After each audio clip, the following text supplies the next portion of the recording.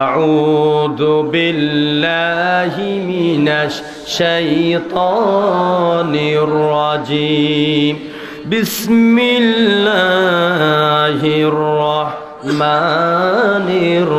الرحيم الذين يتبعون الرسول النبي الأمي الذي يجدونه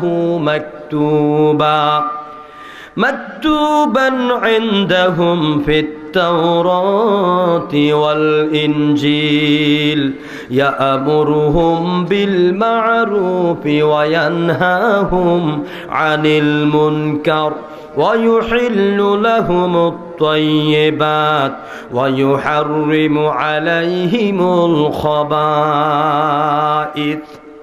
صدق الله العظيم আমানতু বিল্লাহ ইলা আখিরিল আয়া।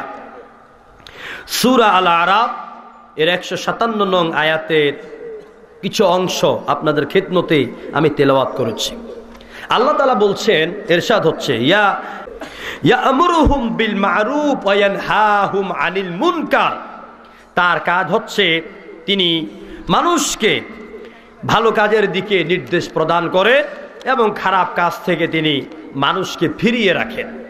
আর ওয়ায়ুহিল্লু লাহুমুত তাইয়্যিবাত, তিনি যেটাকে হালাল বলেন, যেটাকে পবিত্র করেন, যেটাকে হালাল বলেন সেটা হালাল হয়ে যায়, আর যেটার ব্যাপারে না বলেছেন ওইটা কিয়ামত পর্যন্ত হারাম হয়ে যায়। সুবহানাল্লাহ, কি powerful prophet hour leader, hour prophet নবী মুহাম্মদ সাল্লাল্লাহু আলাইহি ওয়াসাল্লাম। আল্লাহ পাক তাকে এরকম পাওয়ার দিয়েছেন। এ হচ্ছে তেলাওয়াতকৃত আয়াতের অনুবাদ। প্রিয় বন্ধুগণ, আমি আরো একটা কথা আপনাদের সামনে বলে রাখি, সেটা হচ্ছে জীবন যদি পরিবর্তন করতে হয়, জীবনকে যদি নতুন দিকে ধাবিত করতে হয়, নতুন পথে পরিচালিত করতে হয়, তাহলে বিশ্বাস করুন কোরআন আর হাদিসের বাহিরের কোনো আলোচনা জীবনকে পরিবর্তন করতে পারে না। এজন্য আমরা যা বলবো কোরআনের দলিল দিয়া বলবো, ঠিক কিনা বলেন? নবীর হাদিস দিয়ে আমরা কথা বলবো। কোরআনের বাহিরে হাবিজাবি গল্প, হরিণের কিচ্ছা, বান্দরের কিচ্ছা, ব্যাঙের কিচ্ছা আছে না, উমুক বাবার কিচ্ছা, দয়াল বাবার কিচ্ছা, কি যে টান মারে রাতের 3টা পর্যন্ত, 3টার পরে যা টাকডুম টাকডুম বাজে, এরকম মাহফিল আছে না নাই? বহুত আছে। আমরা ওই রকম আলোচনা করি না, কারণ ওইসব আলোচনা দিয়ে মানুষের জীবন পরিবর্তন হবে না। আর আমরা একটা ধারাবাহিক একটা বিষয় কিনে আমরা কথা বলবো, এখান থেকে একটু ওইখান থেকে একটু দৌড়াই, এখানে ওইখানে দৌড়াই, সাময়িক মজা পাওয়া যায়, বাড়ি যাওয়ার সময় কিচ্ছু নিয়ে যাইতে পারে না, ঠিক না? এই জন্য আমরা ধারাবাহিকভাবে আমরা কিছু কথা বলবো ইনশাআল্লাহ। সম্মানিত ভাইয়েরা, আল্লাহ তাআলা তিনি তার রাসূলের কথা বলছে, তিনি উম্মি। যখন বললাম তিনি নিরক্ষর, তখন আমাদের অনেকের কলিজার মধ্যে আঘাত লাগছে, লাগে নাই? এমন নবীকে উম্মি, নিরক্ষর বলা হচ্ছে, এটা মেনে নেওয়া যায় না। উম্মি শব্দের এক অর্থ হচ্ছে মূল, উম্মি শব্দের এক অর্থ হচ্ছে আপনার এই যে সেন্টার, কেন্দ্র। উম্মুন শব্দের অর্থ হচ্ছে মা। উম্মুন শব্দের এক অর্থ হচ্ছে আপনার নিরক্ষর। যেমন সারা বাংলাদেশের প্রাণ কেন্দ্র কোনটা বলেন? সারা পৃথিবীর প্রাণ কেন্দ্র কোনটা?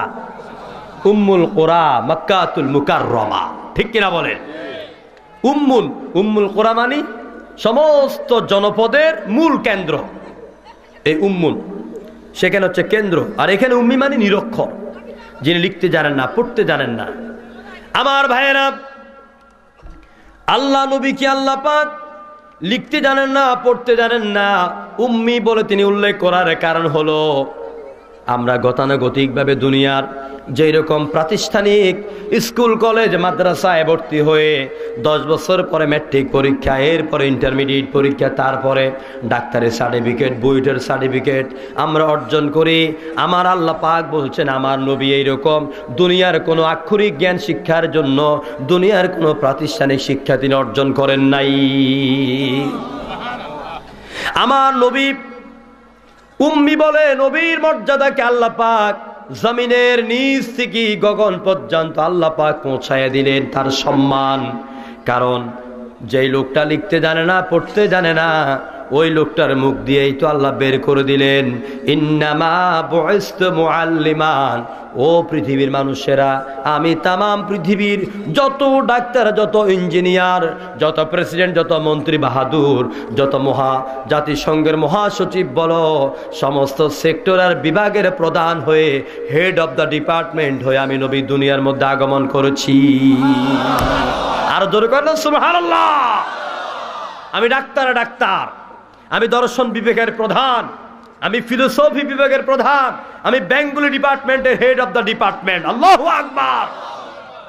আমি মহা রাষ্ট্রনায়ক, আমি হচ্ছি মহা টিচার্স অব দ্য ইউনিভার্স, গোটা দুনিয়ার মহান শিক্ষক, সমস্ত বিজ্ঞানীদের বিজ্ঞানী আমার নবী মুহাম্মদ সাল্লাল্লাহু আলাইহি ওয়াসাল্লাম। কি বিজ্ঞানী! দুনিয়ার বর্তমান নাসা প্রযুক্তি, ওই সব বিজ্ঞানীরা আর নাস্তিক বিজ্ঞানীরা বলে মুহাম্মদ হচ্ছে ওল্ড যুগের একটা মানুষ, পুরান যুগের একটা মানুষ। সুবহানাল্লাহ কই না আনতাছি? পুরান যুগের একটা মানুষ, ও বিজ্ঞান বুঝে না, দর্শন বুঝে না, আধুনিকতা বুঝে না। আমরা তো চাঁদের দেশ জয় করছি, আমরা তো মঙ্গল গ্রহে চলে গেলাম। মঙ্গল গ্রহে তারা যখন পাথফাইন্ডার নামক যানটা পাঠালো, এক পর্যায়ে প্রচন্ড পাথরের সাথে ধাক্কা খেয়ে এটা কাত হয়ে পড়ে গেল। আর ওরা আমেরিকার লস অ্যাঞ্জেলসে বসে কম্পিউটারের মাধ্যমে ওই মঙ্গল গ্রহে শত হাজার লক্ষ মাইল উপরে ওই গাড়িটাকে আবার সোজা করে দিয়েছে। সুবহানাল্লাহ বলবেন না? তা আমরা তো ওখানে গেলাম, এখন ওইখানে খেলার মাঠ তৈরি হচ্ছে, রেল স্টেশন তৈরি হচ্ছে। একবার আসা যাওয়ার জন্য আজ থেকে 10 বছর আগের বক্তব্য হচ্ছে যে একবার আসা যাওয়ার জন্য তাকে $36 লক্ষ গুনতে হবে একবার আসা যাওয়ার জন্য। তো মুহাম্মদ কি ওইখানে গেছে নাকি? আমার ভাইরা, এই বেকুফেরা, এই সব বেকুফ বিজ্ঞানী, মিয়া চাঁদ কোথায়? এই আপনাদের এই যে জমিনে বসে আছে, এখান থেকে চাঁদ হচ্ছে একটা উপগ্রহ, পৃথিবী হচ্ছে গ্রহ। তো উপগ্রহ হচ্ছে পৃথিবী নামক গ্রহের বারান্দা, যেমন আপনাদের মসজিদের বারান্দা আছে, ঘরের বারান্দা আছে, ঠিক এই চন্দ্রটা হচ্ছে পৃথিবী নামক গ্রহের বারান্দা। অর্থাৎ এই চাঁদটা পৃথিবীর জমিন থেকে 2,38,000 মাইল উপরে, আর সূর্য হচ্ছে এই জমিন থেকে 9,30,00,000 মাইল উপরে। এখন সূর্যটা কি আর চন্দ্রটা কি, পৃথিবীটা কি? পৃথিবীর আয়তন কত? বিজ্ঞান বলছে, আমি যে থিওরি এখন দিচ্ছি এটা প্রায় 7 বছর আগের থিওরি, লেটেস্ট এখনো আর এই থিওরি আসেনি। আপনার এই পৃথিবীর আয়তন হিসেবে তারা উল্লেখ করেছে, পৃথিবীর আয়তনটা আনুমানিক আপনার 13 লক্ষ মিলিয়ন আলোকবর্ষ। 13 লক্ষ মিলিয়ন আলোকবর্ষ। আলোর গতি যখন সুইচ টিপ দেন, আপনার এই বারান্দা, এই রুমে, ওই রুমে বাতি জ্বলে উঠে, আলোর গতি হচ্ছে প্রতি সেকেন্ডে 1,86,000 মাইল। তো প্রতি সেকেন্ডকে যদি আপনি 60 সেকেন্ডে আনেন, 1 মিনিটে আনেন, 1 মিনিটকে যদি আপনি 60 মিনিটে আনেন, হবে 1 ঘন্টা। 1 ঘন্টাকে যদি আপনি মিলান, আপনার 24 ঘন্টা, তাহলে হবে 1 দিন। 1 দিনকে যদি আপনি হিসাব মিলান, তাহলে আপনার 30 দিন হবে 1 মাস, 12 মাস হবে 1 বছর। বলা হচ্ছে এরকম 13 লক্ষ মিলিয়ন আলোকবর্ষ হচ্ছে পৃথিবীর আয়তন আনুমানিক। এখন এই পৃথিবীটা, এই 13 লক্ষ মিলিয়ন আলোকবর্ষ আনুমানিক পৃথিবীর মতো আপনার কি যে বলে 3,33,000 পৃথিবী এট এ টাইম সূর্যের ভিতরে ঢুকে পড়তে পারে। আর জোরে কোন আল্লাহু আকবার। এরপর বলা হচ্ছে যে সূর্য এরকম যে সূর্যের ভিতরে এত লক্ষ পৃথিবী ঢুকে পড়তে পারে, ঠিক ওই রকম 3,333 কোটি সূর্য এক একটা তারকার ভিতরে ঢুকে পড়তে পারে। আমার ভাইরা, এখন এই সূর্য হচ্ছে আপনার দুনিয়া থেকে 9,30,00,000 মাইল উপরে। আমার নবী কি সেখানে গেছেন নাকি? বিজ্ঞানীদের বক্তব্য। আর বেকুব, নবী 2,38,000 মাইল উপরে চাঁদ নয়। নবী চাঁদের দেশে যেতে হয় নাই। ওই মক্কার বুকে কাফেরদের চ্যালেঞ্জের মোকাবেলায় শাহাদাত আঙ্গুল দিয়ে যখন ইশারা করেছে, চাঁদ 2 ভাগ হয়ে আমার নবীর কদমে পড়ে গেছে। বিশ্বনবী মুহাম্মদ সাল্লাল্লাহু আলাইহি সাল্লাম তিনি ওই চাঁদের দেশ নয়, 9,30,00,000 মাইল উপরে সূর্য নয়, galaxy, black hole, milky way সবকিছু ছেদ করে তিনি সিদরাতুল মুনতাহা ছেদ করে আরশে আজিম পর্যন্ত আল্লাহ তাকে পৌঁছায় দিলেন। কিয়ামত পর্যন্ত কোন বিজ্ঞানীরা ওই জায়গায় পৌঁছতে পারবে? বলেন পারবে? দুনিয়ার ঠুঙ্কা মার্কা বিজ্ঞানী, তোমরা গেছো মাত্র দুনিয়ার বারান্দায় গেছো। আমার নবীকে বলো পুরান যুগের মানুষ। কি মর্যাদা আল্লাহ পাক তার নবীকে দিয়েছেন।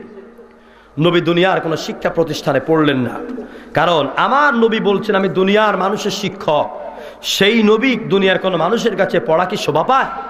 এই জন্য আল্লাহ বলছেন আমার নবীকে, আমার নবী হচ্ছে আমার বিশ্ববিদ্যালয়ের একমাত্র ছাত্র, ওই বিশ্ববিদ্যালয়ের একমাত্র শিক্ষক হচ্ছে আমি আল্লাহ। ওমা উতিতুম মিনাল ইলমি আউয়ালিন ওয়াল আখিরিন। আমার নবীকে প্রথম থেকে শেষ পর্যন্ত যত জ্ঞানের দরকার আমি আল্লাহ সব দিয়ে দিলাম। সুবহানাল্লাহ। কোরআন শরীফ আরেক জায়গায় বলছেন আলাম নাশরাহ লাকা সাদরাক, ও নবী আমি কি তোমার বক্ষকে প্রশস্ত করে দেই নাই? আমি কি তোমার বক্ষের মধ্যে রাডার যন্ত্রকে ফিট করে দেই নাই? এমন একটা রাডার যন্ত্র আমি আল্লাহ পাক ফিট করে দিলাম, যে রাডার যন্ত্রের মাধ্যমে শুরু থেকে শেষ পর্যন্ত যা দরকার আমি আল্লাহ রব্বুল আলামিন সব খবর আপনার কাছে পৌঁছায়া দেই। সব ইলম আমি আল্লাহ পাক আপনাকে দান করি। সেই নবীকে আল্লাহ বলছেন উম্মি, দুনিয়ার মতো কোনো আক্ষরিক জ্ঞান নাই তার, তাকে শিখালেন আল্লাহ পাক।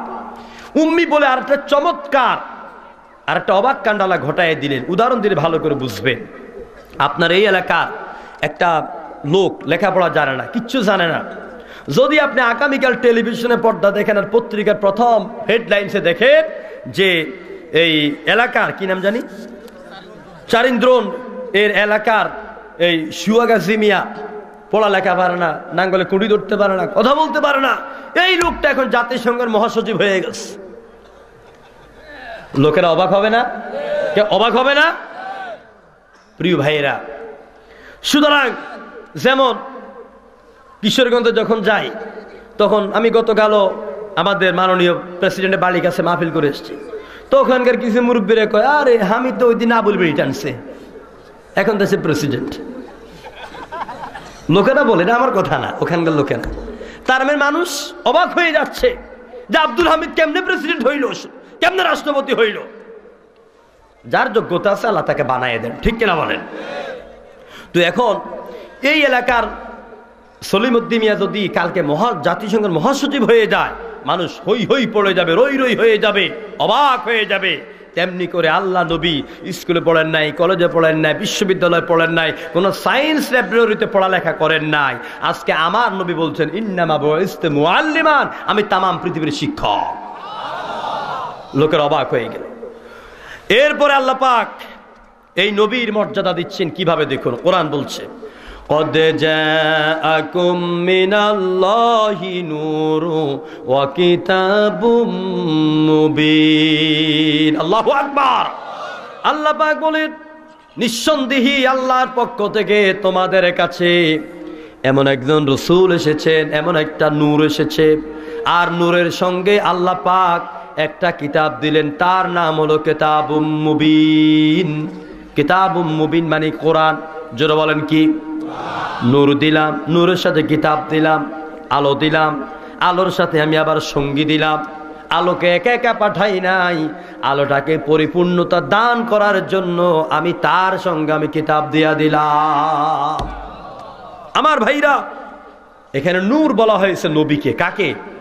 তামাম দুনিয়ার সমস্ত মুফাসসিরিন কিরাম একমত কদ জাআকুম মিনাল্লাহি নূর বলে নবী মুহাম্মদ সাল্লাল্লাহু আলাইহি সাল্লামকে বুঝিয়েছেন।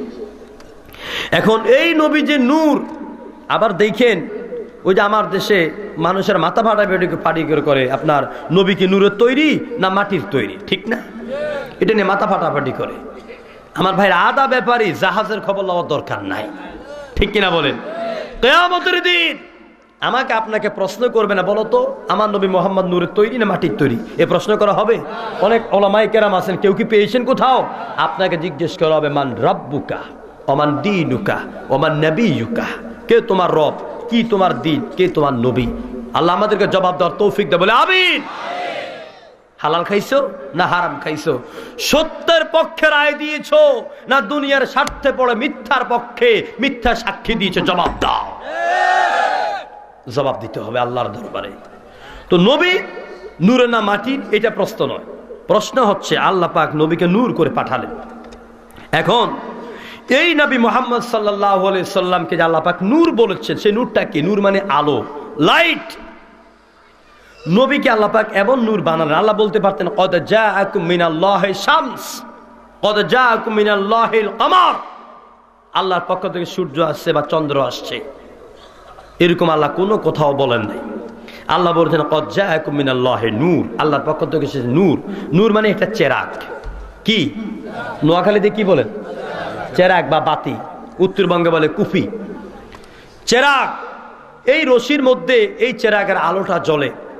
এখন গোটা নোয়াখালী বিভাগে হঠাৎ করে সর্বত্র গ্যাসও নাই, ম্যাচের কাঠিও নাই, আগুন নাই, কারেন্ট নাই, বিদ্যুৎ নাই, কিচ্ছু নাই, সব জায়গায় গোটা অন্ধকার, অন্ধকার হয়ে গেছে।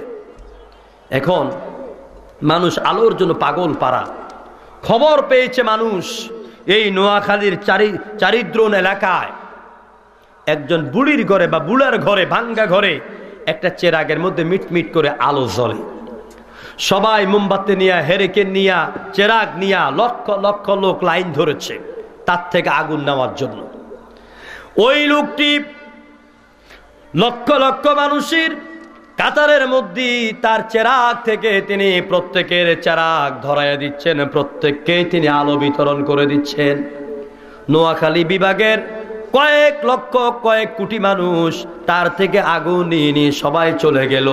এবার বলেন তো দেখি, এই বুড়ির চেরাগ থেকে আগুন কতটুকুন কমেছে? কমে নাই। কমার সম্ভাবনা আছে? আমার নবী, বিশ্ব নবী তেমনি করে তিনি এমন এক চেরাগ, তিনি তার উত্তম অনুপম চরিত্র দিয়ে, ক্যারেক্টার দিয়ে তামাম পৃথিবীর সমস্ত মানুষের মাঝে তিনি আলো বিতরণ করে গেলেন, জান্নাতের পথ দেখায় গেলেন। আমার নবীর নূর থেকে, আলো থেকে বিন্দু মাত্র কমে নাই।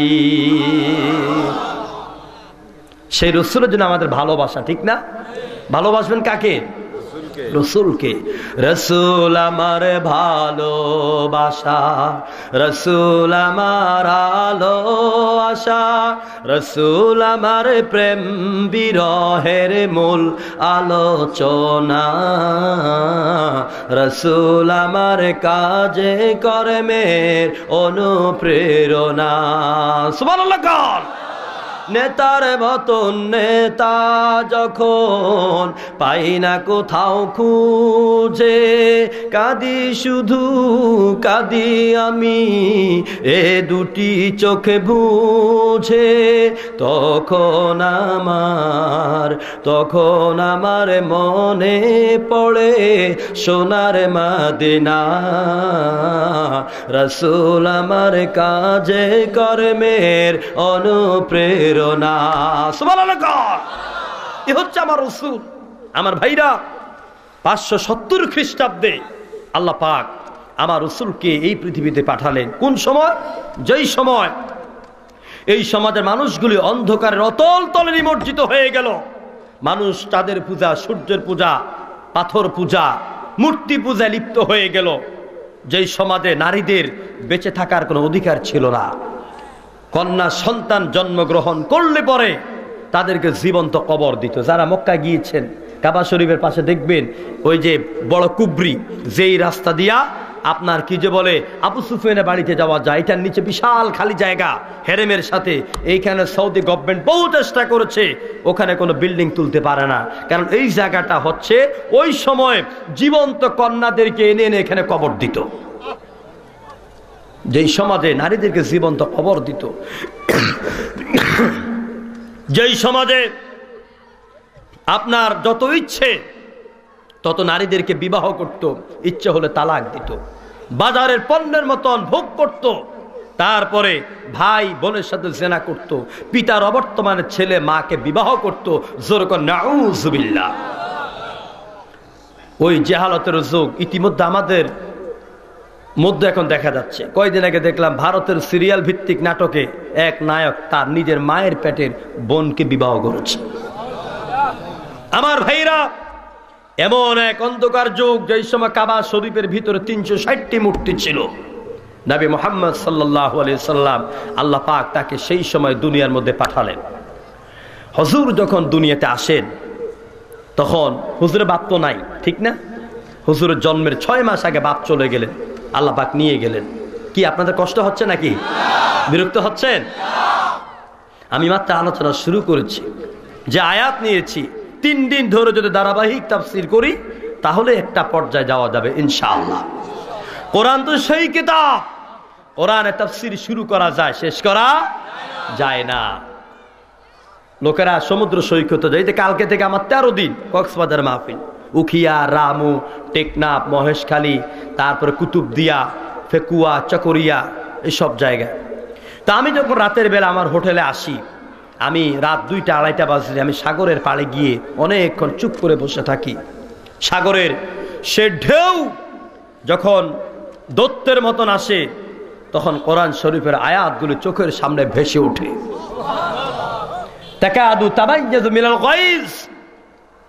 আমার ভাইরা, ওই সাগরের ঢেউ যেভাবে আওয়াজ করে আসে, জাহান্নামীদেরকে যখন, যারা কোরআন মানে নাই, ইসলাম মানে নাই, নামাজ পড়ে নাই, কোরআনকে ভালোবাসে নাই, সুদ খাইয়া, ঘুষ খাইয়া, কোরআনের বিরোধিতা করে দুনিয়ার স্বার্থে জীবনটাকে লালন করেছে, এইসব কোরআন বিরোধীদেরকে নিয়ে যখন হাত পায়ে শিকল পরাইয়া, ডান্ডা বেড়ি পরাইয়া যখন জাহান্নামের কাছে নিয়ে যেতে থাকবে, তখন জাহান্নামের ঢেউয়ের আওয়াজ, তর্জন গর্জন সে শুনতে পাবে 500 মাইল দূর থেকে।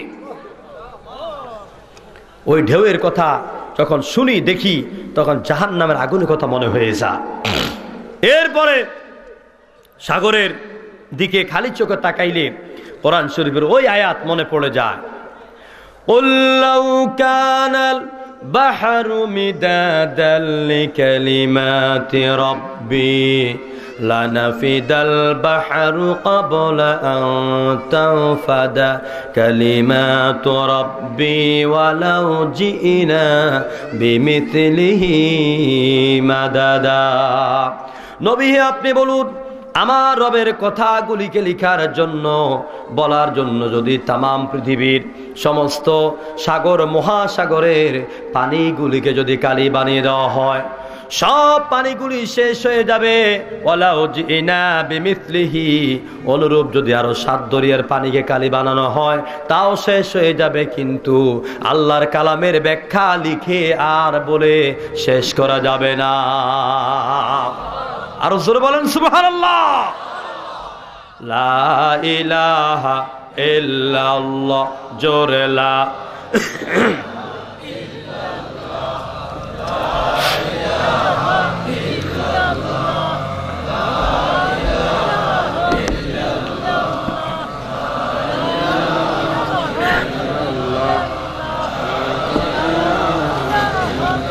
জোরে লা ইলাহা ইল্লাল্লাহ, লা ইলাহা ইল্লাল্লাহ, লা ইলাহা ইল্লাল্লাহু মুহাম্মাদুর রাসূলুল্লাহ।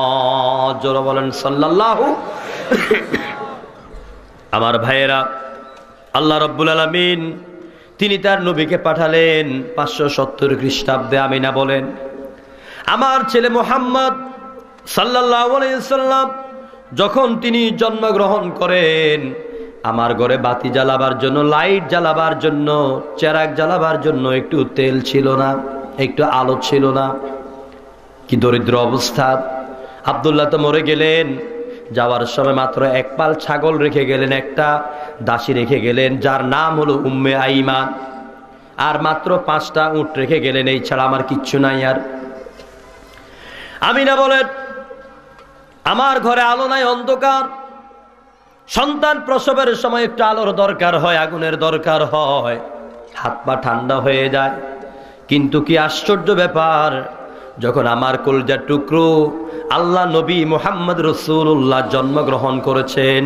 দেখলাম আমার সন্তান আল্লাহর হাবিবের নূরের আলোতে শুধু আমি আমিনার ঘর নয়, মক্কা নয়, আরব নয়, সিরিয়া পর্যন্ত যেন গোটা বিশ্ব আলোকিত হয়ে যায়। আমার ভাইয়েরা, সিরাতি ইবনে হিশাম, সিরাতে সরওয়ারে আলম, আল বিদায়া ওয়ান নিহায়া, ঐতিহাসিক কিতাবগুলির মধ্যে লেখা হয় নবী সাল্লাল্লাহু আলাইহি ওয়াসাল্লাম তিনি যখন এই দুনিয়ার মধ্যে এলেন, তার নূর এমন ভাবে উদ্ভাসিত হলো, তার চাচা হযরত আব্বাস ইবনে আব্দুল মুত্তালিব বলেন, নবীর নূর, নবীর আলোকিত জীবনকে লক্ষ্য করে তিনি কবিতা আবৃত্তি করা শুরু করলেন। ও আনতা লাম্মা ওয়ালাদাত আশরাকাতিল আরদু ওয়াদাআত বিনুরিকাল উফুকি। ও নবী মুহাম্মদ, যখন আপনি ভূমিষ্ঠ হয়েছেন, আপনার আলোতে যেন তামাম পৃথিবী, তামাম ভুবন আলোকিত হয়ে যায়। ওয়া নাহনু ফি যালিকা দিয়াউ অফিল আনওয়ারি কাবালার রাশাদে তাখতারিকু।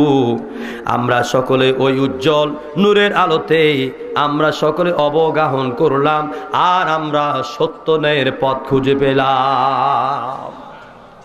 নবী মুহাম্মদ সাল্লাল্লাহু আলাইহি সাল্লাম আস্তে আস্তে কয়েকদিন চলে গেল, বড় হতে লাগলেন।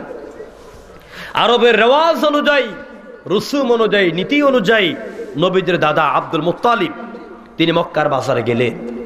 যাই দেখেন যে তায়েফ থেকে তো মহিলারা আসে বাচ্চাকে লালন পালন করার জন্য, কন্ট্রাক্ট করে নিয়ে যায়। তিনি অনেকের কাছে গেলেন, ও তায়েফ থেকে আসা নারীরা, পুরুষেরা, আমি কুরাইশের নেতা, আমার নাম আব্দুল মুত্তালিব, আমার একটা নাতি আছে, নাম হলো মুহাম্মদ। পরে তোমরা নেবে নাকি লালন করার জন্য, দুধ পান করাবার জন্য? ওই সময় নিয়ম ছিল মক্কার ছেলেগুলিকে তায়েফে দিত। তায়েফের আবহাওয়া ভালো, ওখানের আরবিটা বিশুদ্ধ, এই জন্য সেখানে দিত। কিন্তু টাকা পয়সা বেশি দেওয়া যাবে না। এতিম মানুষ, জন্মটা হয়েছে তার এতিম অবস্থায়। জন্মের 6 মাস আগে বাপ চলে গেলেন দুনিয়ার থেকে। মা গরিব মানুষ, তেমন টাকা নাই, তেমন পয়সা নাই, বেশি টাকা পয়সা দেওয়া যাবে না, নিবে নাকি? এই কথা শোনার পরে কেউ আর নবী মুহাম্মদ রাসূলুল্লাহকে নিতে আসে না। আমার ভাইয়েরা, বাজার ভেঙে গেল, সবাই চলে গেল। একেবারেই বাজারের শেষে একটা মহিলার একটা পুরুষ একটা অসুস্থ ঘোড়া নিয়ে মক্কায় ঢুকলেন, প্রবেশ করছেন। তিনি তাদের কাছে দৌড়ায় গেলেন, তোমরা কারা, কেন এসেছো, কোথায় থেকে এলে? তারা সব কথা খুলে বলল, তায়েফ থেকে এলাম বাচ্চা নেবার জন্য, কিন্তু আমাদের ঘোড়াটা দারুণ অসুস্থ, আসতে দেরি হয়ে গেল বলে এসে তো দেখলাম বাজার ভেঙে গেল, কোনো বাচ্চা নাই। নবীজির দাদা আব্দুল মুত্তালিব বলছে, আমার একটা নাতি আছে, নাম হলো মুহাম্মদ, ওরে নেবে নাকি? যতটুকুন পারে দেব, বেশি টাকা পয়সা দেওয়া যাবে না। এবার ওই স্বামী স্ত্রী দুজনে পরামর্শ করলেন, এত দূর থেকে এলাম, একেবারেই খালি হাতে ফেরত না গিয়া বাচ্চাটাকে দেখতে যদি না দুষ মনে হয়, সুন্দর মনে হয়, তাহলে বাচ্চাটাকে নিয়ে আমরা তায়েফে ফিরে যাব। সুবহানাল্লাহ। আমার ভাইয়েরা, দুজনে নবীর বাড়িতে গেলেন। স্ত্রী স্বামীকে বলছেন, আপনি বাহিরে দাঁড়ান, আমি ভিতরে যাই, বাচ্চাটাকে দেখি, দেখতে কেমন লাগে। ওই মহিলার কেউ নয়, সৌভাগ্যবতী মহিলা হযরত হালিমাতুস সাদিয়া। হালিমা বলেন, আমি আমিনার ঘরে গেলাম, আব্দুল্লাহর ঘরে গেলাম, যাই বোন আমিনাকে আমি বললাম, বোন তোমার বাচ্চাকে দাও, আমি নিতে এসেছি, আমি একটু দেখতে চাই। যেই মাত্র আমি মুহাম্মদকে আমার বুকের মধ্যে জড়ায় নিলাম, হালিমা বর্ণনা করেন, আমার কাছে মনে হলো যেন চন্দ্রমাসির 14 তারিখ দিবাগত রাতের পূর্ণিমার চাঁদ যেন আমি হালিমার বুকের মধ্যে, কোলের মধ্যে ধরা দিয়েছে। কি সুন্দর আল্লাহর হাবিবের চেহারা, ফুটফুটে চেহারা, কি নাদুস চেহারা। শামায়েল তিরমিজির ভিতর লেখা হচ্ছে, হুজুরের ঠোঁটগুলো ছিল গোলাপ ফুলের মতন, গোলাপি কালারের, নাকটা ছিল সরু, কপালটা ছিল চৌড়া, চুলগুলো ছিল আপনার সোজাও না বক্র না।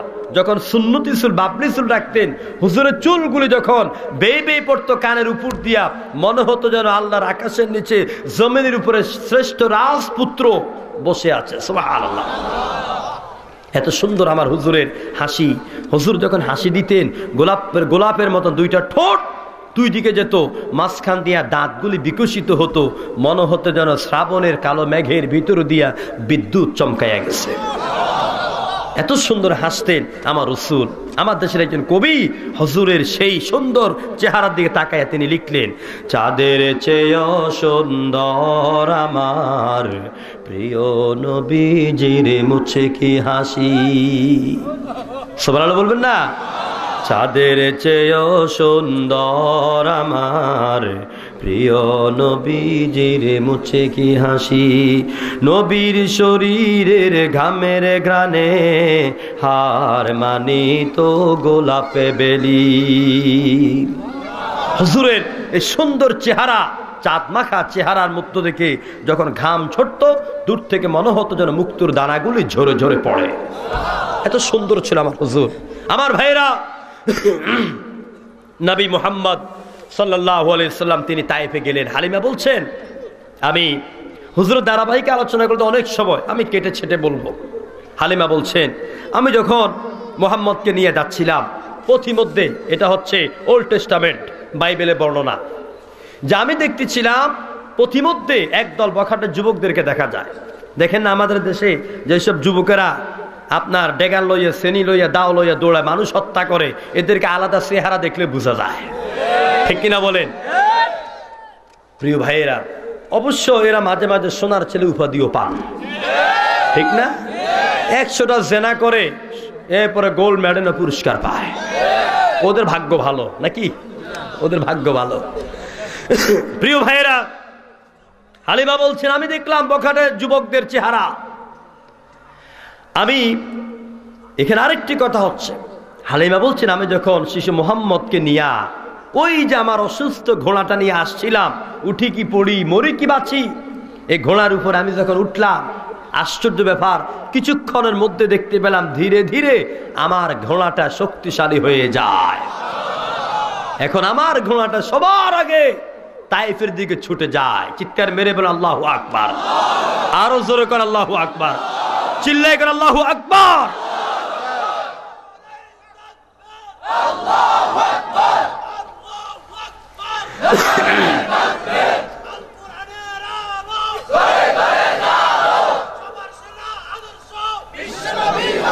আলহামদুলিল্লাহ, বলে আলহামদুলিল্লাহ। হযরত হালিমা বলেন, আমি শিশু মোহাম্মদকে চিনতে আমার দেরি হয় নাই। আমি নবীজির কানে কানে গিয়া বললাম, মুহাম্মদ, সামনে বিপদ, সামনে বিপদ মনে হচ্ছে। যখন কাছাকাছি হয়ে গেলাম, দেখলাম শিশু মুহাম্মদ তার শাহাদাত আঙ্গুলি আকাশের দিকে উঠাইয়া একটু যেন ইশারা করেছে। সুবহানাল্লাহ। হুজুরের আঙ্গুল নামার সাথে সাথে আকাশ থেকে এক খণ্ড আগুনের চাকা এসে ওই দলটাকে জ্বালিয়ে পুড়িয়ে ছারখার করে দেয়। কিতাবের ভিতর লেখা হচ্ছে ওই লোকগুলো ছিল ইহুদি। কি ছিল? ইহুদি। ইহুদিরা হচ্ছে মুসলমানদের চরম দুশমন, ঠিক কিনা বলে? ওরা তাওরাতে পেয়েছে, ওই যে আমি আয়াত তেলাওয়াত করেছি, মাকতুবান ইনদাহুম ফিত তাওরাতি ওয়াল ইনজিল, তাওরাত আর ইনজিল আমার নবীর আগমনের বার্তা আগেই বলা হয়ে গেছে। সুবহানাল্লাহ। ওরা জেনেছে নবী এই দিনে দুনিয়াতে আসবেন বা এইভাবে তায়েফে যাবেন। যদি ছোট্ট কালে মুহাম্মদকে শেষ করে দেওয়া যায়, আমাদের পথের কাঁটা সরে যাবে। না হয় মুহাম্মদ বড় হইলে পরে সব আমাদের কর্মীরা মুহাম্মদের দলে চলে যাবে, ঠিক কিনা বলে? ও মুসলমান, আল্লাহ নবীরে কে পাঠাইছেন? আরো জোরে কোন? কোরআন কে নাজিল করেছেন? তোমরা যত চেষ্টা করবে আল্লাহ নবীর অপমান করে নবীর ক্ষতি করার, নবীর দ্বীনের ক্ষতি করার, কোরআনকে বিদায় করার, কোরআনে বিরোধিতা করার, তোমরা যত চেষ্টা করবে ক্ষতি করার, মনে রাখবা কোরআনের, আল্লাহ নবীর, আল্লাহর দ্বীনের চুল পরিমাণ কোনো ক্ষতি করতে পারবা না। বরং তোমরাই, কপালে যদি হেদায়েত না থাকে, আল্লাহর গজব পড়ে জমিন থেকে ছিন্ন বিচ্ছিন্ন হয়ে যাবে। তুরস্কের জামা আপনার কামাল আতাতুর্ক, মিশরের জামাল নাসের অস্তিত্ব আছে? নাই। ফেরাউন এখন কাঠের মতন চিত হয়ে পড়ে আছে। প্রিয় ভাইয়েরা, নবীকে পাঠালেন আল্লাহ পাক, নবীর হেফাজতের দায়িত্ব নিয়েছেন কে? আল্লাহ পাক আমার হাবিবকে হেফাজত করেছেন ইহুদির হাত থেকে। আজ এই ইহুদির বাচ্চারা এরা ইসরায়েল থেকে ফিলিস্তিনের মুসলমানদের উপর নির্মম নিষ্ঠুর যে আচরণ করছে, যেই অত্যাচার করছে, অত্যাচারের তো একটা সীমা আছে। প্রেগনেন্ট মহিলার হাত পা বেঁধে শোয়াইয়া তারপর বুট জুতা দিয়ে পেটের মধ্যে চাপ দিয়া এরপর বাচ্চা প্রসব করাচ্ছে। মুসলমানদের কিবলায়ে উলা বাইতুল মুকাদ্দাস, ওই মসজিদের দিকে হুজুর মক্কা থেকে মদিনাতুল মুনাওয়ারা যাওয়ার পরে 17 মাস পর্যন্ত আল্লাহ নির্দেশে নামাজ পড়েছেন। সেই মসজিদে বাইতুল মুকাদ্দাসে আমার হুজুর মেরাজ কালে ইমামতি করেছেন। হুজুর ছিলেন ইমাম, আর হুজুরের পিছে নামাজ পড়েছেন অসংখ্য অগণিত নবী।